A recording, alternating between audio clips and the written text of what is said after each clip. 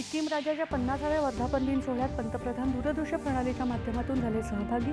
शेतीच्या नव्या प्रवाहाच्या दिशेने होणाऱ्या वाटचालीत सिक्कीमच्या योगदानाची केली प्रशंसा। आजपासून सुरू झालेल्या 4 राज्यांच्या दौऱ्यात पंतप्रधान विविध विकास कामांचं लोकार्पण आणि पायाभरणी करण्याबरोबरच विविध सभांनाही करणार संबोधित।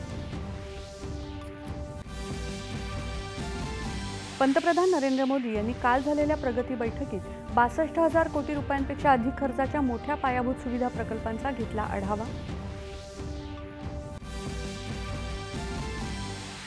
रेरा कायद्याअंतर्गत सर्व पात्र बांधकाम प्रकल्पांची अनिवार्य नोंदणी सुनिश्चित करण्याची पंतप्रधानांची राज्य सरकारांना सूचना। शेतकरी हिताच्या दृष्टीने केंद्रीय मंत्रिमंडळाचे महत्त्वाचे निर्णय। 2025-26च्या विपणन हंगामासाठी 14 खरीप पिकांच्या MSP म्हणजेच किमान आधारभूत किमतीत वाढ करायला मान्यता। शेतकऱ्यांना किसान क्रेडिट कार्डद्वारे मिळणाऱ्या कर्जाच्या व्याजदरात सवलत सुरूच ठेवण्याचा केंद्रीय मंत्रिमंडळाचा निर्णय। सध्याचं 1.5% व्याज अनुदान सुरू राहणार। महाराष्ट्र आणि मध्य प्रदेशातल्या 2 बहुमार्गिका प्रकल्पांना केंद्रीय मंत्रिमंडळाची मंजुरी। विदर्भातल्या वर्धा बल्लारशा चौथी मार्गिका प्रकल्पाचा यामध्ये समावेश। केंद्रीय गृहमंत्री अमित शाह आजपासून 2 दिवसांच्या जम्मू काश्मीर दौऱ्यावर। सुरक्षा स्थितीचा आढावा घेण्याबरोबरच पाकिस्तानच्या गोळीबाराची झळ बसलेल्या लोकांसोबत साधणार संवाद।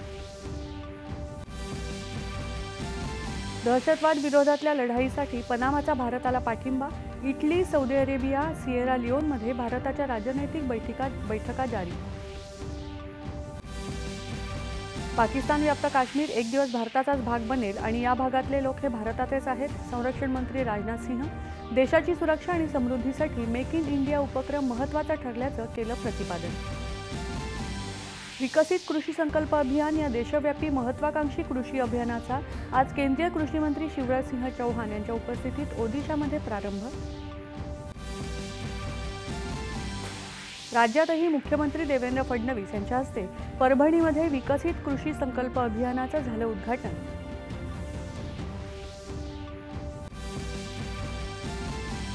अमेरिकेच्या व्यापार न्यायालयाचा अमेरिकेचे अध्यक्ष डोनाल्ड ट्रम्प यांना दणका। नव्या शुल्क आकारणीच्या निर्णयाला दिली स्थगिती।